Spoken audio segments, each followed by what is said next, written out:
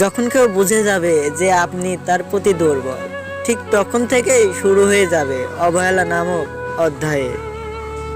কারোর কাছে মন খারাপের কথা বলার চেয়ে হাসি মুখে আমি ভালো আছি বলাটাই ভালো।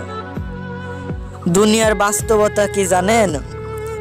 ভালো হয়তো আপনিও থাকতে পারতেন যদি স্বার্থপর হতেন।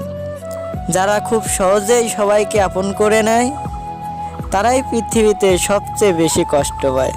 যেমন আমি। ভালোবাসা বদলায় না, বদলে যায় মানুষগুলো। অনুভূতিরা হারায় না, হারিয়ে যায় সময়গুলো। প্রিয় মানুষের একটুখানি অবহেলা সারা রাতের হাসি মুছে দেওয়ার জন্যই যথেষ্ট। মাঝরাতে বোবা কান্না আর চোখ বেয়ে পড়া জলগুলো কখনো মিথ্যা হয় না। হয়তো টাকা দিয়ে অনেক কিছু পাওয়া যায়, কিন্তু প্রিয় মানুষের ভালোবাসাটা আর মুখটা না। অতিরিক্ত বিশ্বাস আর আস্থা মানুষকে একসময় খুব একা করে দেয়।